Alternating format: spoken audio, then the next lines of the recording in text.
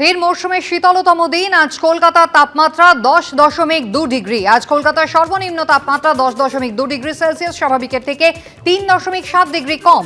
সর্বোচ্চ তাপমাত্রা 18.4 degree Celsius, স্বাভাবিকের থেকে 6.7 ডিগ্রি কম।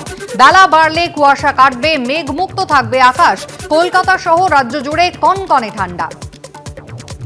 দক্ষিণবঙ্গের সঙ্গে উত্তরবঙ্গের তাপমাত্রাও কিন্তু পাল্লা দিয়ে নামছে। মৌসুমের আজ শীতলতম দিন, কলকাতার তাপমাত্রা 10.2 ডিগ্রি সেলসিয়াস, স্বাভাবিকের থেকে 3.7 ডিগ্রি কম। সর্বোচ্চ তাপমাত্রা 18.4 ডিগ্রি, স্বাভাবিকের থেকে 6.7 ডিগ্রি কম। বেলা বাড়লে কুয়াশা মুক্ত হবে, মেঘমুক্ত হবে আকাশ, এমনটাই বলছে আবহাওয়া দপ্তর। জলপাইগুড়িতে টাটা মোটরসের শোরুমে তাণ্ডবের ঘটনায় এখনো অধরা অভিযুক্তরা। জেলা শাসকের কাছে টাটা লক্স অটোমোবাইল প্রাইভেট লিমিটেডের নামে শোরুমের কর্ণধার। শোরুমের জায়গা দখলের চেষ্টা বাধা দিলে হামলা হয়, ভাঙচুর চালানো হয়, এমনটাই অভিযোগ। শোরুমের কর্ণধারকে শিলিগুড়ির কমিশনারেটে যেতে বললেন ডিএম, এমনটাই সূত্র মারফত খবর। পাল্টা শোরুম কর্ণধারের বিরুদ্ধেই জমি দখলের অভিযোগ করেছে হামলাকারীরা। হামলাকারীদের সঙ্গে শাসক দলের যোগাযোগ রয়েছে, এমনটাই অভিযোগ করেছেন শোরুমের কর্ণধার। এর সঙ্গে তৃণমূলের কোনো যোগ নেই, কিছু হলে পুলিশ পদক্ষেপ করুক। অভিযুক্তদের সঙ্গে তৃণমূলের যোগ উড়িয়ে পাল্টা দাবি করেছে স্থানীয় নেতৃত্ব। কোনো পদক্ষেপ যদি না নেওয়া হয় তাহলে কারখানা বন্ধ করে দেওয়া হবে।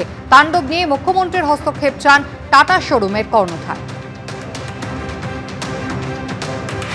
বিস্তারিত জানিয়েছেন আমাদের প্রতিনিধি রাজা চট্টোপাধ্যায়।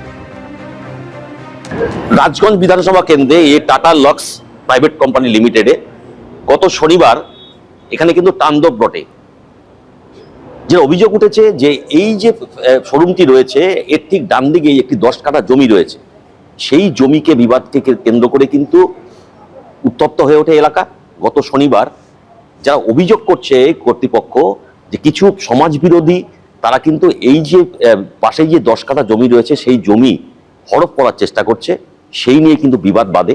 গত শনিবার যখন তারা এই জমিতে কনস্ট্রাকশনের কাজ শুরু করেছিল তখন কিন্তু মালিক পক্ষ বাধা দেয়।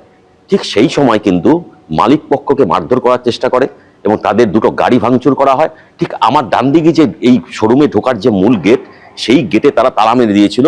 পরবর্তীকালে ভোরের আলো থানার পুলিশ এসে এই গেটের তালা খুলে দেয়। এই পরিস্থিতিতে অভিযোগ পাল্টা অভিযোগ হয়েছে, দুই পক্ষই অভিযোগ জমা পড়েছে থানাতে এবং এখন পর্যন্ত কিন্তু গ্রেপ্তারের সংখ্যা 0। এবং আজকে বাধ্য হয়ে এখানকার যে কর্ণধার রয়েছে বিশাল আগরওয়াল, তিনি কিন্তু আজকে জেলা শাসকের সঙ্গে দেখা করেন। 1 ঘন্টা তাদের মধ্যে বৈঠক হয় এবং জেলা শাসক কমিশনারের সাথে কথা বলেন। কমিশনারের তরফ থেকে জানানো হয়েছে আগামীকাল এই বিশাল আগরওয়ালকে কমিশনারে দেখা করতে হবে। বিশাল আগরওয়াল যেটা বলছেন, একবার তিনি মুখ্যমন্ত্রীকে জানিয়েছিলেন, কোনো রকম সদুত্তর পাননি।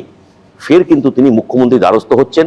যদি মুখ্যমন্ত্রীর তরফ থেকে কোনো রকম সুরাহা না মেলে তাহলে রাজগঞ্জ ব্লকে যে কটি ব্যবসায়ীদের রয়েছে সমস্ত ব্যবসা বন্ধ করে তারা কিন্তু এখান থেকে ভিন রাজ্যে চলে যাবে, এমনটাই কিন্তু জানাচ্ছেন বিশাল আগরওয়াল, এই ফার্মের কর্ণধার।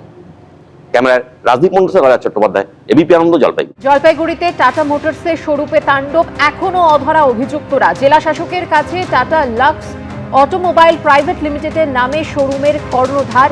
শোরুমের জায়গা দখলের চেষ্টা এবং বাধা দিলে হামলা এবং ভাঙচুরের অভিযোগ। কোনো পদক্ষেপ না নেওয়া হলে বন্ধ করে দেব সমস্ত কারখানা। তাণ্ডব নিয়ে মুখ্যমন্ত্রীর হস্তক্ষেপ চান টাটা শোরুমের কর্ণধার।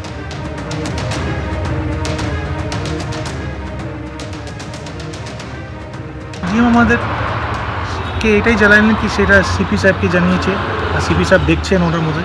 আচ্ছা, কি যা ল অর্ডার প্রিভেল করে আর যা ন্যায্য হবে উনি করবেন। ডিএম ম্যাডাম অনেকটা পেশেন্টলি আমাদেরকে হিয়ার করেছে, শুনেছে আমাদের কথা। আচ্ছা, আর বলছে কি যা আছে আমাদের একটা লিখিত কমপ্লেন ওখানে করে দিতে, যা লিগাল হবে ওনা অ্যাকশন নেবে সেই অনুযায়ী। আপনাদের কি কমিশনারেটে দেখা করতে বলেছে? হ্যাঁ, 48 জন তো হয়ে গেল, এখন পর্যন্ত নো অ্যারেস্ট। No arrest. কি করবেন?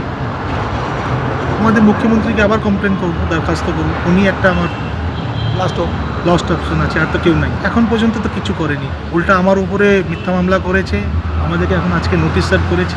আমরা কমপ্লেন করবো। পুরো ভিডিও ফুটেজ 3:20 ওসিকে পাঠিয়েছি হোয়াটসঅ্যাপে। আর তীর্থঙ্কর বাবু আছে কমিশনারেট অফিসের ডিএসপি সাহেব, ওনাকেও পাঠিয়েছি। ওখানে পরিষ্কার দেখা যাচ্ছে আমাদেরকে ওরা চেস করে মাঠের দিকে 3:15 সময়তে বের করে দিচ্ছে। সিসিটিভি ফুটেজে সেটা পরিষ্কার, সব পরিষ্কার। এখন আমাদের আগেনস্টে মামলা করেছে, এফআইআর করেছে, তার মধ্যে লিখে দিয়ে প্লেস অফ অকারেন্স 3:30 PM আর আমি শ্লীলহানিতা মামলা করেছি, অ্যাটেম্প টু মার্ডারের মামলা করেছি। তো বুঝতে পারছি না কীরকম পুলিশ আছে। ল অ্যান্ড অর্ডার বলে কিছু নাই এখানে। এখানে কোনো আমাকে পুলিশ দাঁড়ায় ধামকায় যা তা করে দিতে পারবে নাকি? সিপি ডিসিপির মিলা ভগত আছে আর নেক্সাস আছে। এই গ্যাং মাফিয়া, ল্যান্ড মাফিয়া এখানে পুরো এরিয়াতে এটাই চলে। এরা অর্গানাইজ ক্রাইম করে, টাকা তুলে আর নিজেদের মধ্যে ভাগাভাগি করে, আর কিছু এটাই না। হচ্ছে- আর 4টা-5টা এখানে ইনস্টিটিউশনে 1000-1200 লোক কাজ করে, সব বন্ধ করে দিব আমি। সব নিজ বাইরে চলে যাবেন। কি করবো? তো বিহার যাবো, কি করা যাবে? এমনি পালাইতে হবে, তো ইজ্জত সে জায়গা না। এবিপি আনন্দ, এগিয়ে থাকে, এগিয়ে রাখে।